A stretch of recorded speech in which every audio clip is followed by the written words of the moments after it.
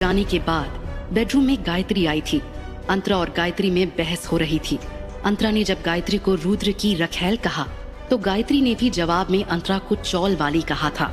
तुम शायद भूल रही हो कि इस चौल वाली के कारण तुम विदेश जाकर पढ़ पाई हो। तुम खुद चाहती थी कि मैं अब्रॉड जाके पढूं। इसके लिए मैंने तुम्हारे गले पे कोई छुरा नहीं रखा था और आगे से इस बात का एहसान तुम दोबारा मत जताना, समझी? और रुद्र तुम्हें छोड़कर मेरे पास आ रहा है, उसकी जिम्मेदार भी तुम खुद हो। इतने सालों में तुम उसे शायद सेटिस्फाई ही नहीं कर पाई हो। ये बात कहकर गायत्री ने अंतरा पर गहरा वार किया था, क्योंकि शादी के बाद अंतरा और रुद्र सिर्फ एक बार एक दूसरे के नजदीक आए थे, वो भी इसलिए क्योंकि रुद्र नशे में था। इस बात को भी 2 साल हो चुके थे। उसके बाद दोनों कभी साथ में सोए भी नहीं थे। जरूर रुद्र ने गायत्री को ये बात बताई होगी, इसीलिए वो जानबूझकर अंतरा की दुखती रक्त पर हाथ रख रही थी।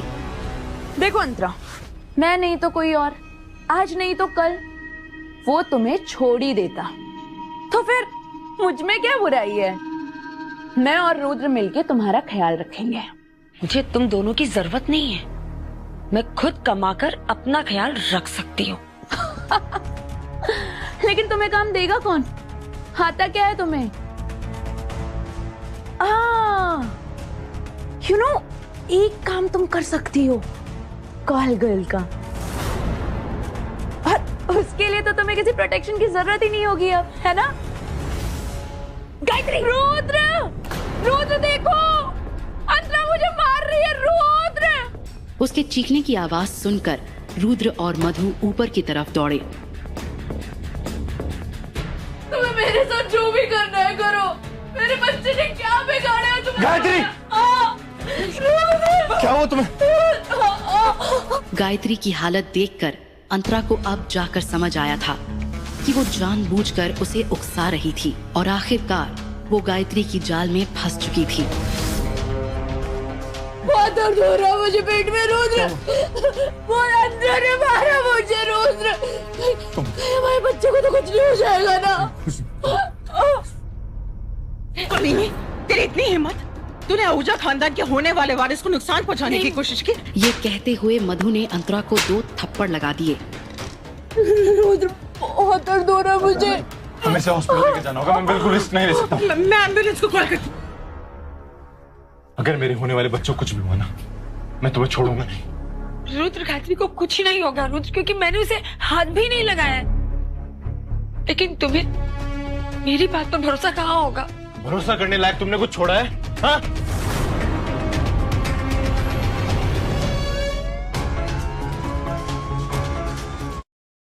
गायत्री ने अंतरा के खिलाफ अपना घिनौना खेल खेल दिया था, इसीलिए मधु ने गुस्से से धक्का मारकर अंतरा को घर से बाहर निकाल दिया। एक बांझ होना अंतरा के लिए श्राप बन गया था।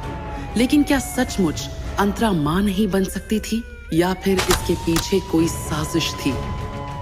आज के बाद अपनी मनहूस शक्ल कभी मत दिखाना। एक तरफ एम्बुलेंस का दरवाजा बंद हुआ और दूसरी तरफ मधु ने घर का दरवाजा बंद कर दिया।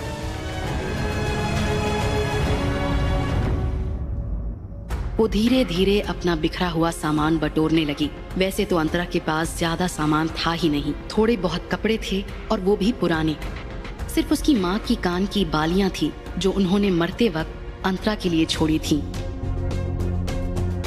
अंतरा की माँ उसके पैदा होते ही गुजर गई थी।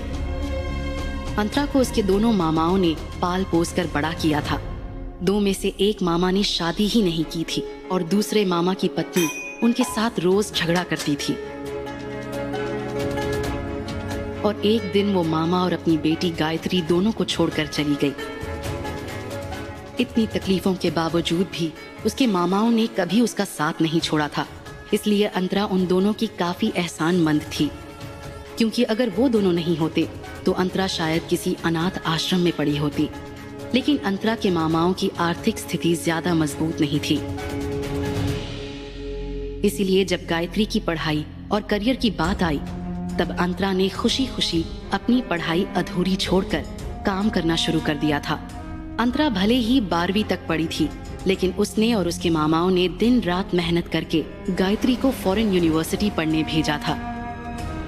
और वापस आने के बाद अंतरा ने ही रुद्र से बात करके गायत्री को रुद्र के अंडर जॉब दिलवाई थी।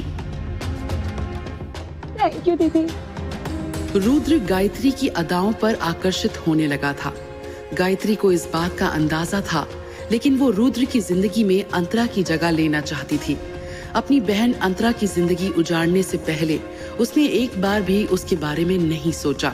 अंतरा अपना सामान लेकर आंसू पोंछते हुए मेन गेट के बाहर आ गई। ऐसी कोई जगह नहीं थी जहां वो इस वक्त जा सकती थी। तभी उसकी दोस्त तन्वी का कॉल आया। हेलो। तो ये बता कि इस वक्त तू है कहाँ? घर के सामने वाली लेन में। ठीक है, तू वहीं रुक, मैं अभी पहुंचती हूँ। वो लोग अपने आप को समझते क्या है? तू चल मेरे साथ पुलिस स्टेशन, अभी उनकी अकल ठिकाने लगाती हूँ। छोड़ना यार, मुझे किसी की कोई कंप्लेन नहीं करनी।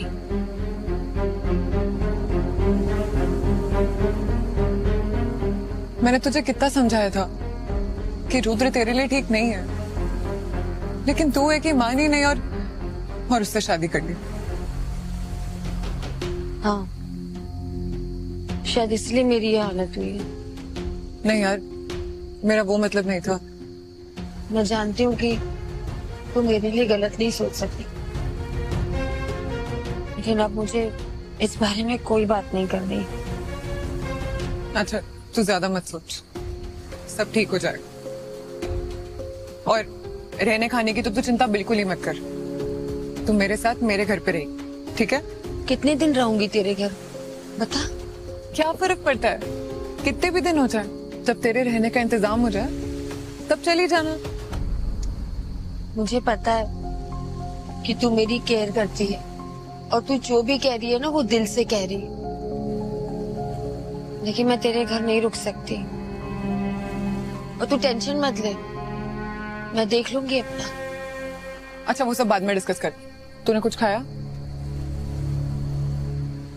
नहीं। तो क्या खाएगी बता? मुझे भूख नहीं है।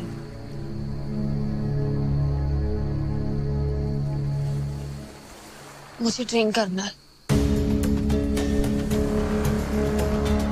अच्छा ठीक है, लेकिन थोड़ी सी, हाँ? और उसके बाद तुझे कुछ खाना पड़े, ठीक है? तो चल फिर। अंतरा और तन्वी जैसे ही एक 5 स्टार होटल के क्लब में घुसे, वहाँ का बारटेंडर उसे देखने लगा। ऐसा लग रहा था जैसे उसे उनके आने की खबर पहले ही मिल चुकी थी। उसने अपने फोन से किसी को फोन किया।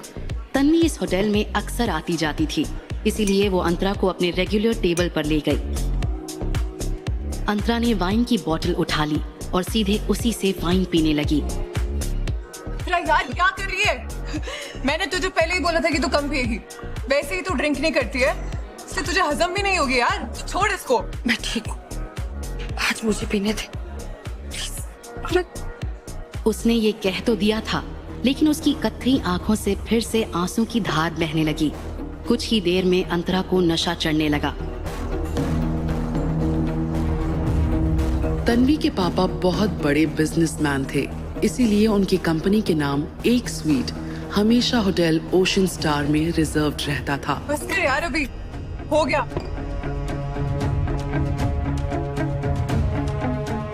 डैनी,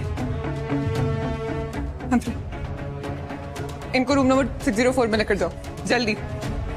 तू संभाल खुद को यार। तू इसके साथ जा, ये तुझे ऊपर छोड़ देगा। वहां पे मेरा वेट करना, ठीक है? मैं भी एटीएम से कैश निकाल के ला रही हूँ और तेरे लिए एस्पिरिन भी ले आऊंगी। तुझे लगता है हैंगओवर होने वाला है? तू जा आराम से। अंतरा को नशे में बिल्कुल भी होश नहीं था, इसीलिए वेटर के सहारे वो क्लब से बाहर स्वीट रूम की तरफ निकल जाती है। तन्वी भी वहाँ से बाहर निकली। वो बारटेंडर तन्वी को बाहर जाते देख रहा था। अंतरा उस रात पूरी तरह से नशे में डूब चुकी थी। उसके कदम लड़खड़ा रहे थे। उसे कभी धुंधला दिखाई दे रहा था तो कभी थोड़ा साफ। वेटर उसे कमरे में छोड़कर चला जाता है। कमरे में बहुत कम रोशनी थी और अब तक अंतरा को फुल ऑन नशा चढ़ चुका था। अंतरा ने जैसे ही उस अंधेरे कमरे में नजर घुमाई तो अचानक से उसे बेड के किनारे पर रुद्र जैसा कोई बैठा दिखाई दिया। उसे लगा कि वो रुद्र ही है। ये देखकर उसके चेहरे पर मुस्कान आ गई अंतरा धीरे से उसके करीब बढ़ी। और फिर धीरे धीरे बात आगे बढ़ने लगी। मुझे पता था कि तुम जरूर आओगे रुद्र। लेकिन जिसे अंतरा रुद्र समझ रही थी वो दरअसल कोई और आदमी था। तभी अचानक से अंतरा को भी इस बात का एहसास हुआ और उसने तुरंत उस आदमी को खुद से दूर करते हुए पूछा, कौन हो तुम?